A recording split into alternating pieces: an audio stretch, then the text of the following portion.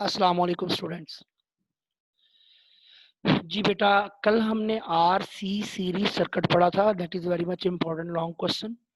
आज हम बात को आगे लेके चलेंगे, वो है आर एल सीरीज सर्किट। बाज़ औक़ात ये दोनों इकट्ठे आते हैं long question, R C and R L. Question आता है डिटेल से, what is R L and R C circuit, find out expression for impedance and draw the vector diagram. और वो मैंने आपको असाइनमेंट बल्कि ये दे दी थी पेज 122 पे से। आप में से किया कि कुछ लोगों ने? जी स्टूडेंट्स। Yes sir. अच्छा की है, ठीक है।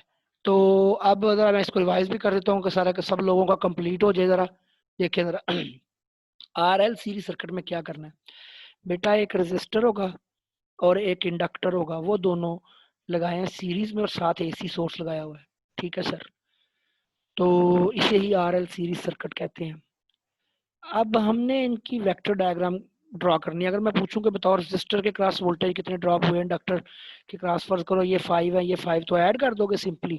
तो सिंपली नहीं ऐड होंगे बेटा, वेक्टर सिंपली ऐड नहीं होते, वो वेक्टर मेथड से होते हैं। तो उसके लिए हमें वेक्टर डायग्राम ड्रॉ करना पड़ेगी। तो वेक्टर डायग्राम ड्रॉ करने का बड़ा आसान तरीका समझाया, जरा गौर से समझे। मैंने कहा सर्किट सीरीज में है ना, तो सीरीज में है तो इसका मतलब है सेम कौन है? करंट। तो करंट को रेफरेंस ले लो, ये करंट है रेफरेंस। ठीक है सर। अब दोनों के वोल्टेजेस की बात करो, रेजिस्टर के और इंडक्टर के।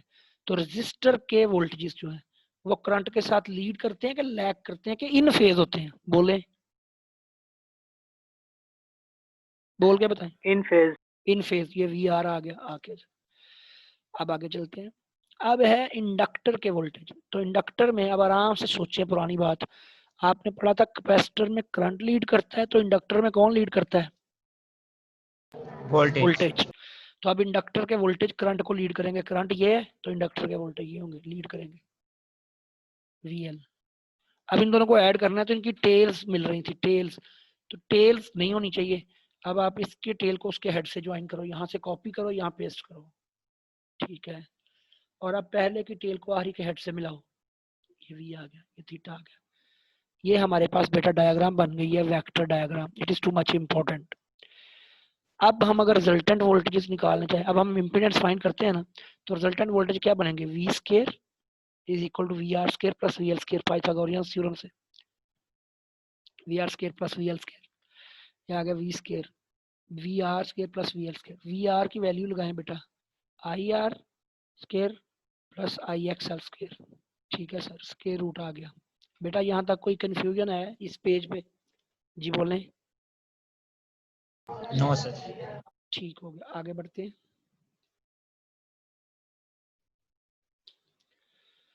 अब इसी को सॉल्व करते हैं सर। ये आ गया हमारे पास यहाँ I square R square plus I square X L square. इन दोनों में कॉमन लें आई स्केयर, ये आ गया R square plus X L square.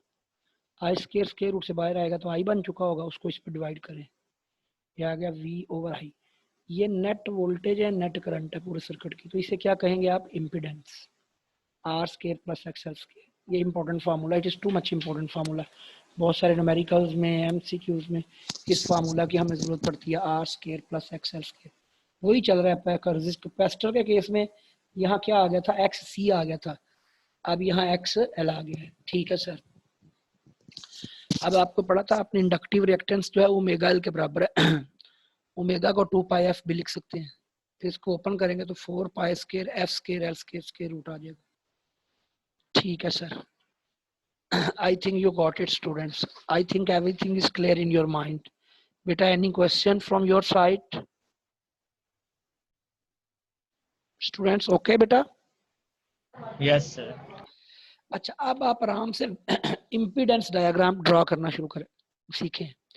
देखें, अभी जो आपने डायग्राम बनाई है वो मैं यहाँ लिखता हूँ, बल्कि आपको इकट्ठी समझ आएगी फिर। ये तो वोल्टेजेस की डायग्राम थी, ये वोल्टेज है, ये रेजिस्टर है, ये इंडक्टर। तो अब सिर्फ इनमें से रेजिस्टेंसेस लिखनी है। तो इसका तरीकाकार क्या है? मैं इसको लिख लेता हूँ आई आर, इसको लिख लेता हूँ आई एक्स एल, इसको लिख लेता हूँ आई जी। तो इनमें से सिर्फ करंट को तो कॉमन है, उनको छोड़ दें, सिर्फ रेजिस्टेंसेस लिखें, सिर्फ रेजिस्टेंसेस रख लें। तो उसकी डायग्राम दोबारा ड्रा करें, ये आर है, ये आ गया, ये एक्स एल है, ये आ गया, ये जी है, ये आ गया। तो सर ये इंपॉर्टेंट बात है, यहाँ ये बात क्लियर होगी बेटा क्या कि सर यहाँ हमारे पास ये डायग्राम जो है इसमें सिर्फ रेजिस्टेंसेस रह गई हैं, इसे इम्पीडेंस डायग्राम कहते हैं। तो अब इम्पीडेंस डायग्राम का फॉर्मूला भी बनाएंगे हम। क्या सर यहाँ टेन थीटा किसके बराबर है, परपेंडिकुलर ओवर बेस, तो ये टेन थीटा एक्सएल और आर के बराबर बनेगा। तो थीटा किसके बराबर बनेगा, tan inverse XL over R. तो एक्सएल की वैल्यू किसके बराबर है, ओमेगा एल। ओमेगा किसके बराबर है, 2 पाई एफ। तो ये हमारे पास एंगल बन जाता है। यहाँ ये क्वेश्चन कंप्लीट हो जाता है। स्टूडेंट्स कोई कंफ्यूजन बेटा, बोले शाबाश। Yes sir. Okay students. Yes sir. अच्छा यहाँ एक खूबसूरत कॉन्सेप्ट सिखाना है मैंने, और मुझे याद आ गया कि एमसीक्यू आता है एग्जाम में। अच्छा प्योर इंडक्टर जो होता है, सोच के जवाब दीजिएगा। प्योर इंडक्टर में कौन लीड करता है, बोले। वोल्टेज। करंट को लीड करते हैं 90 डिग्री से प्योर इंडक्टर में।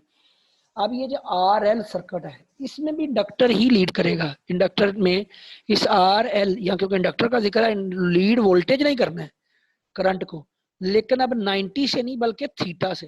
तो ये एमसीक्यू है, कल वाले टॉपिक में भी लिखवाया था। In RL circuit voltage leads current by theta. ये बात बुक में लिखी है, एग्जाम में भी आती है।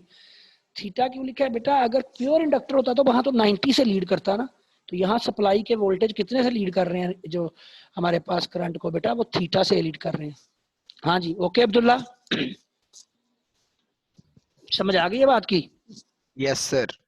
ठीक है, अब यहाँ तक ये हमने बात की है। ठीक है सर, अब ये आरसी सर्किट भी हो गया, आरएल, ये सबसे इंपॉर्टेंट लॉन्ग क्वेश्चन थे। अब आगे आ रहा है आरएल सी सीरीज सर्किट, वो हमने कल पढ़ना है। लेकिन उसके दरमियान अब एक छोटी सी बात हम पढ़ते हैं कि एसी सर्किट्स में जो पावर का फॉर्मूला है वो क्या बनता है। देखें, हम जनरल तो पावर कहते हैं P is equal to V I, लेकिन हमने ये अब देखा है एसी सर्किट्स में, हमें एक बात समझ आई है कि वोल्टेज और करंट हमेशा इन फेज नहीं होते, उनमें कोई एंगल भी हो सकता है। मसलन ये सर्किट ऐसा हो सकता है कि वोल्टेज और करंट में कोई एंगल हो। ठीक है सर, तो अब हम क्या करते हैं, हम ना कंपोनेंट्स ड्रॉ करते हैं। यहाँ थीटा के सामने v साइन थीटा, ये v कॉस थीटा। तो पावर की डेफिनेशन में क्या लिखेंगे फिर आप, हम लिखेंगे ये v कॉस थीटा और साथ आई, यानी जो सेम डायरेक्शन में वेक्टर्स। तो एसी सर्किट्स में पावर का formula P is equal to V I cos theta है। Too much important formula, P is equal to V I cos theta. अच्छा यहाँ एक बात याद रख लो कि ये जो कॉस थीटा है, this is called power factor. ठीक है, अब हम वन बाय वन सारे इसके एमसीक्यूज करेंगे। सर क्या जो हमारे पास pure capacitor and pure inductor है,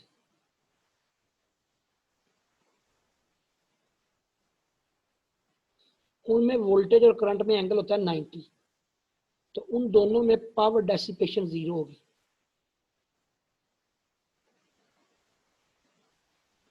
पॉइंट के आंसर सुनिए, जो थीटा एंगल है वो वी और आई के दरमियान रखना है। तो आपको पता है प्योर कैपेसिटर और प्योर इंडक्टर में एंगल 90 होता है। कैपेसिटर में करंट लीड करता है वोल्टेज को 90 से, और इंडक्टर में वोल्टेज करंट को लीड करता है 90 से। एंगल तो 90 है, तो इन दोनों में प्योर में पावर डेसिपेशन 0 है। बोल के बताना है, ओके बोल के बताएं, शाबाश। ये सारे एमसीक्यूज चल रहे हैं अब। ओके भाई स्टूडेंट्स। Yes sir. और जो पावर डेसिपेशन है इन रेजिस्टर, तो आपने रेजिस्टर में देखा है, रेजिस्टर का जो फार्मूला है हमने वोल्टेज और करंट में कितना एंगल है वहां 0, तो मैक्सिमम पावर डेसिपेशन होती है। अच्छा ये बात तो खत्म हो गई। अब ये सारे एमसीक्यू है, जरा सुन ले, ये तीनों चारों एमसीक्यूज कटे लिखने लगे कि जो पावर फैक्टर है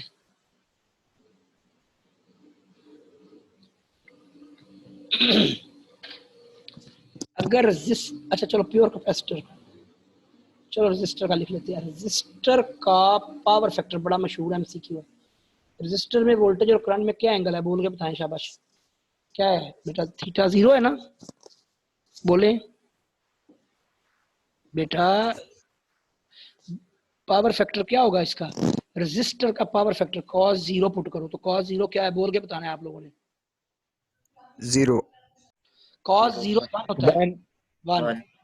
तो लिहाजा रेजिस्टर का पावर फैक्टर कितना है, बोल के बताएं। 1. 1। एक बात, दूसरी बात, प्योर कैपेसिटर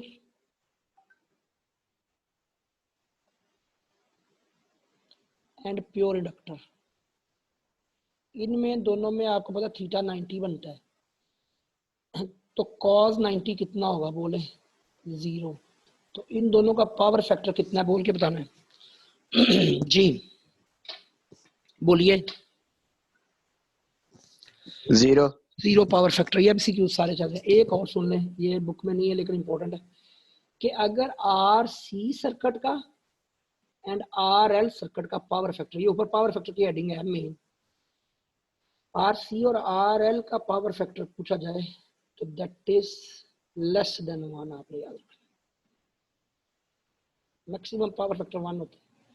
ये 5 एमसीक्यूज करवाए हैं मैंने, अब सुनिए जरा, बोलूं मैं स्टूडेंट्स। पहला है power factor of resistor is 1, power factor of pure capacitor is 0, power factor of pure inductor is 0, power factor of RC circuit is less than 1, power factor of RL circuit is less than 1. I think every concept is clear in your mind. Any confusion, students? No, हाँ sir. भाई, everything is clear? आला हो गया है? आला। चले, कोई confusion नहीं है, ठीक है जी। ले जी बेटा जी, ये कहानी यहाँ रोक रहे हैं।